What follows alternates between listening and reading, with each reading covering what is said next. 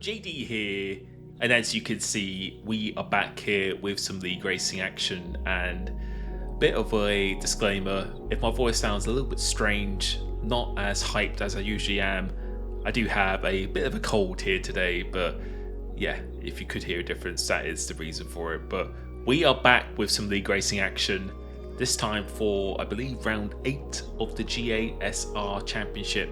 I've uploaded all of the previous rounds on this YouTube channel, and my last couple of races haven't really gone to plan.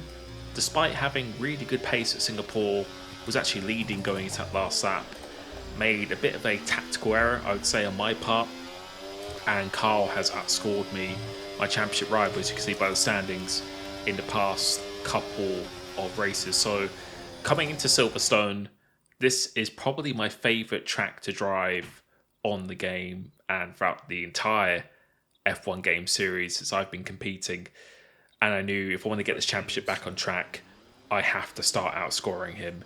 And really, I'm going to have to try and win at my stronger tracks. And coming into this race, I definitely did a good amount of practice, and I think this is reflected in this qualifying. This lap here was actually on a used set of tyres, to about Timmy Sayers across the line. This was probably the best lap I did in the qualifying session, 26.1. 26.1? Yeah, you hear about Timmy Say again. With used tyres? What? Yeah, with used tyres. So I think the pace was looking very, very strong, particularly in the dry. However, you will see things do change once we come to the race. So this is my first run of Q3, and it's a 25.8. More time in that as well, still.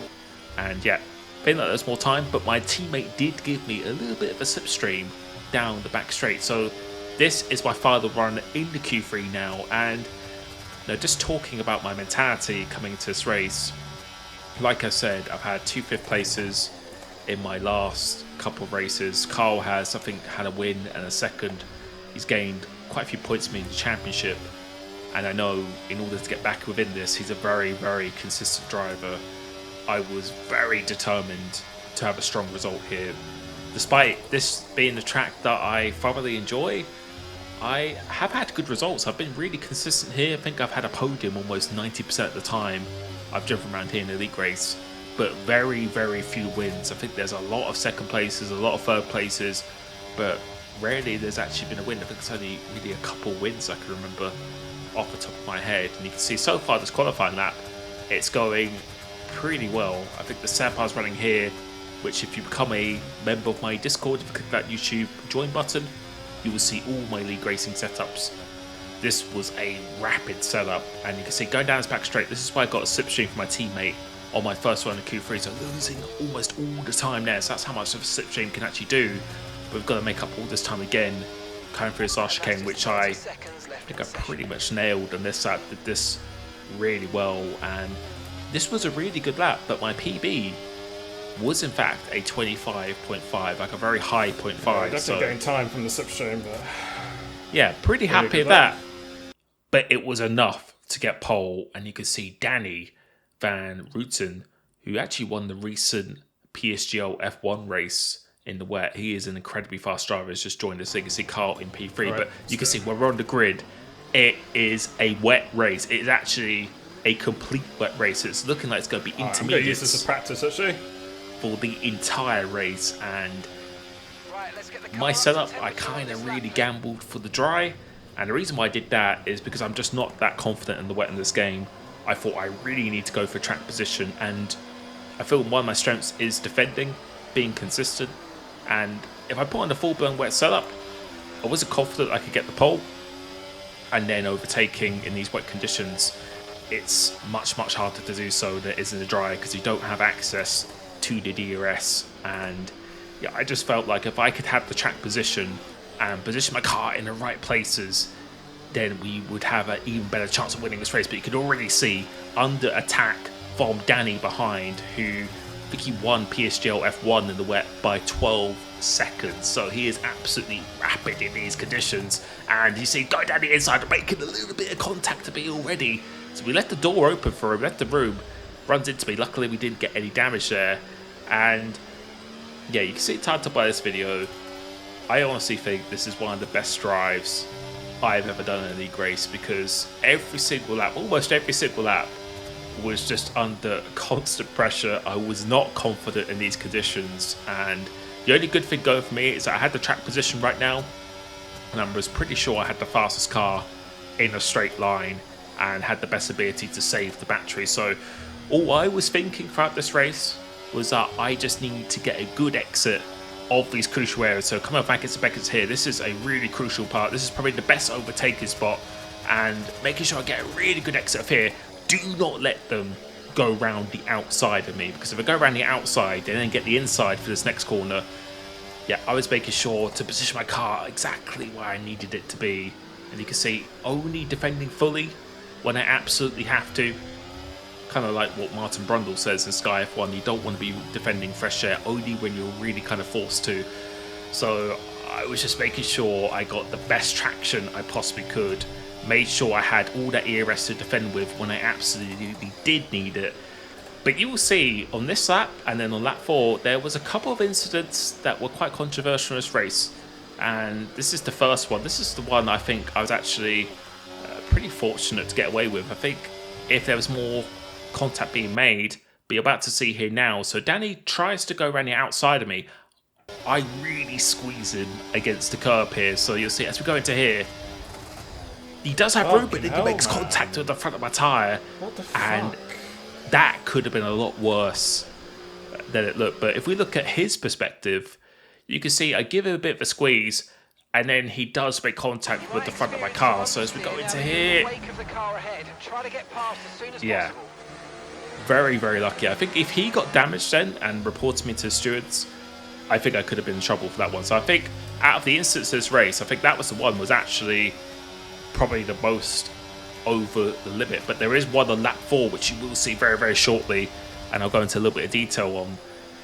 This was another controversial incident, and again, my mentality is that I need to secure this position at all costs. I need to be in the lead of this race. If I lost the lead of this race to the guys behind who had the higher error than me, then I knew my chances of winning were practically gone, and I need to be outscoring Carl in this championship. So, of course, if you've been watching me for a long time, I like to feel like I'm quite a fair driver, trying to be within the limits, but yeah, not make it easy for people at all. So yeah, or make it easier, that's what I was trying to say. But you can see getting a track invalidation there, which is not what I want. But Lazino behind me, pretty sure he was running a wet setup, because he was about 4 or 5 tenths down in the quali, a lot slower in a straight line. So I knew if he got ahead of me, then there's absolutely no chance of winning this race, and we need to be scoring the maximum amount of points. So again, focusing, getting a great exit of Magnus and Beckett's, and he's going to be the slipstream of me. And again, my mind was do not let him go around the outside of me, or the inside for that matter. But yeah, make sure we close the door on this outside. But he actually manages to get a good exit, and coming into here, we're side by side, so I outbrake him by quite a big distance. And when I was driving here, I didn't even realise anything happened. I wasn't even too sure what happened. When I looked behind here, I wasn't sure what happened. I thought he made a collision with someone else. But if we have a little bit of a slow motion, so at this point, he's actually ahead of me.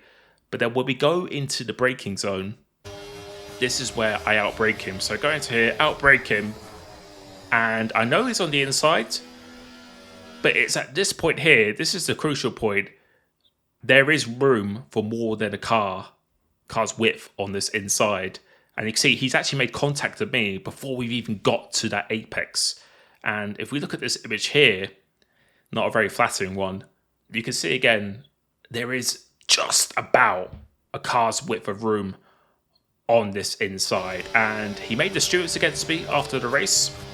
And honestly, I would have done exactly the same if I went down the inside like that and there was contact. I wouldn't have been too happy. And trying to speak objectively as possible, if I could talk properly. And obviously, it's very easy for me to defend myself because it's me who's driving. But if I'm trying to be objective, it was on the extreme edge of the limit. On another day, that definitely could have been a penalty. But because there was actually more than a car's width room on the inside, technically he could have got through the corner. I think he felt I was going to go deeper, give him even more room, so he carried a little bit more speed. So on my side, I felt like he didn't anticipate I was going to make it that tight, and I practically made it as tight as it possibly could. And unfortunately, yeah, there was contact even before the corner, so I didn't get a penalty for that. I actually just got a warning, and I consider myself quite lucky. But again, even if I was reviewing someone else's footage and it wasn't me driving someone else, I'd say it was on the absolute limit. If I gave him probably maybe like a meter less room, then I think that would have been a slam dunk penalty. But let me know what you think, because I know not everyone's going to have the same opinion as me.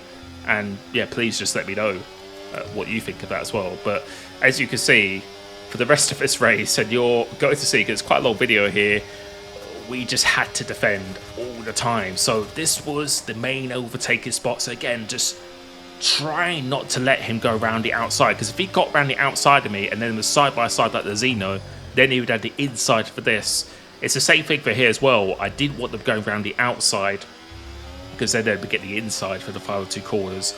And again, I knew if Carl got past me, or practically anyone got past me, I don't think I was really going to have any opportunity to overtake back at all. And no, this is really crucial for my championship. I can't keep dropping points to Carl here. And you can see again the straight line speed, having to downshift to 7th. We're bogging down a little bit in the 8th gear. And again, just shutting the door on the outside and using that ERS we have, going to the middle of the track to leave as little room as possible. So same with the Zeno, and I think with Danny on lap 2, that was probably a little bit over the limit, where I kind of, although he made contact to me, I think I forced him into a mistake, if you watch his on board there. Just trying to make sure I don't compromise the corner as much as possible. So, in the moment, or when you're watching from outside perspective, it probably looks quite harsh, but I'm doing everything I can to not compromise and give him any advantage, but going through into Beckett's Carl actually gets past me. Now he gets the inside for the left. We'll go around the outside again, go down the inside for the right, and with the barrel downforce, he actually gets a better exit.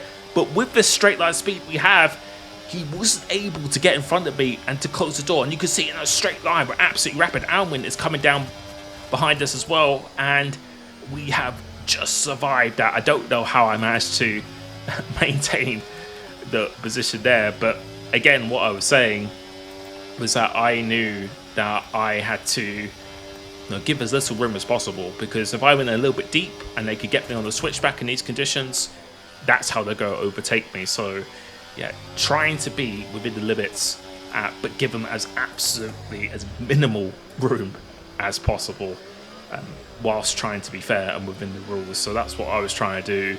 And now in the moment when you're driving like this, it is not easy to do, but you can see behind me here Danny doing the fastest lap of the race, so he is very, very quick in these conditions. But it was coming to the point now where lap 13 that we could be pitting for one something. Zeno has done a 35.1, so he's elected to actually pit a lap earlier, because in the PSGL wet race around here, which was also on Inters I believe, they had quite a few punctures coming towards the end of the race, and I knew, again, by this point, if I pitted, I would be undercutted quite massively.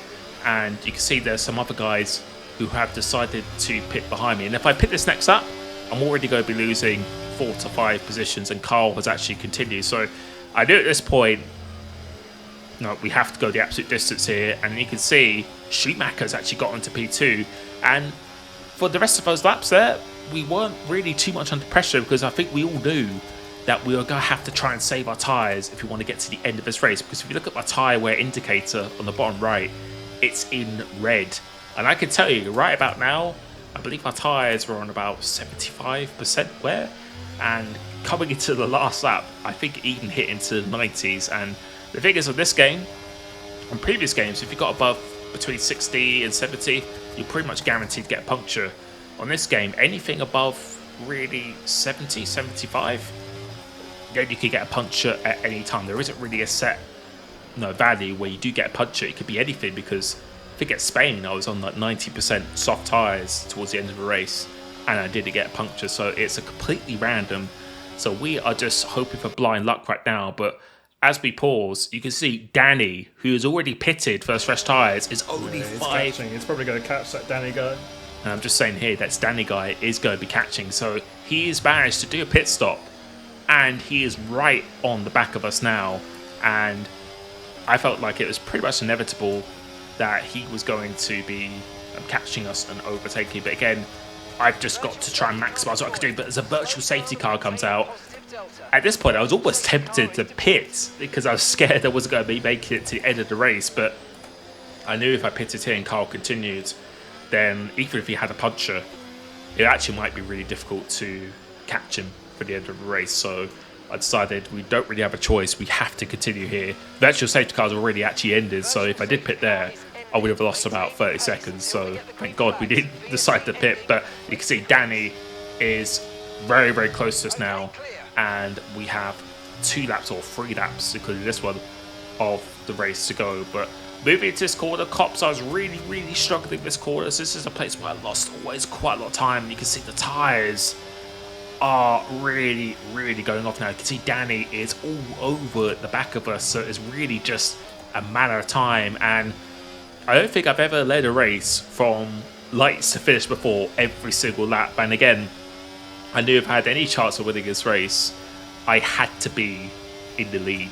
I knew if I lost the lead to anyone, then I wasn't going to get that position back. And we just had to deal with constant pressure this entire race. I wasn't confident in these conditions. If it was a dry race, I think we would have been really, really comfortable as we're coming into here. And the tyres are, well and truly completely gone here now. And you can see Danny made his way up into P4. And yeah, with 2 laps of this race to go, yeah, I wasn't really too concerned about him overtaking me, but obviously my championship rival Carl right behind me, again, I can't be doing all this effort and then he's just going to be outscoring me. So I'm just going to be doing my absolute best here, just focusing on getting a good exit on this section. So going to turn 1 or going to turn 3 or this first DRS straight, and then going on the exit Maggins and Beckett's absolutely crucial. But you can see Danny has left the session, and I can confirm he actually disconnected from the session. So I don't know how much luck I'm having it right here now, because he probably would have been overtaking me right here if he got past Carl. His tyres were 13 that fresh than ours, and that is really, really unfortunate for him, but very beneficial for us if we want to be maximising points in this championship. So coming into here now, we've only got probably 2 more opportunities that Carl has of overtaking me, so it's always going to be on the exit of this one. You can see really, really struggling, so having to put on the afterburners here, put on the overtake, and yeah, he's going to have to slipstream, but we're going to have so much more battery here. So again, just force him to go around the outside, park the car in the middle, give him no option, park it on the apex as well, making sure he doesn't go for the switchback, use a bit of the ERS again, and you can see we've just done enough. So going to be riding aboard into this last lap now, and I can really tell you about to maybe turn down your headphones for the last sector, because it is a bit of a intense last sector of this race. But come through to here, making sure we get a really good exit through here, and now we can see putting the ERS to none. So in my mind right now is just to try and save my battery and then use it to defend when I absolutely need to, which is going to be on the exit of Maggins and Beckett's going down the hang straight. Also this corner as well, the exit of these 2 corners. But if you used to try to go around the inside here, then I'll just have the outside and then the inside for the next right-hander. So a couple of times he tried to go down the inside here, but then I could just carry all the speed of the outside and then get the inside for this one. So I wasn't really too concerned about this corner, but Maggins and Beckett's, I couldn't let him go around the outside of me there, because yeah, then that's going to mean he gets the inside for the final corner, and then he could just go in deep and then push me out wide. So this is it now.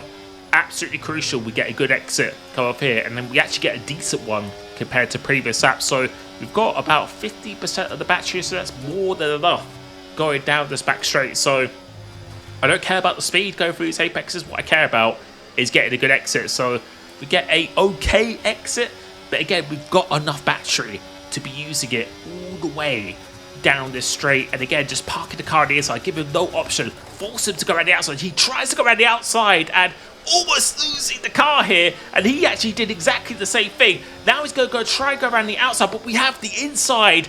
Leave him as little room as possible, but just enough room. I can confirm there was just enough room. Make sure he doesn't go for the switchback and coming across the line. Cue your headphones. Come on, yes! Yes! Yes! Come on, boys! Fuck's sake. Oh my god, that was the hardest race I've ever done, man. Oh, fuck. And yeah, we have managed to survive 26 laps of basically constant pressure and torture there.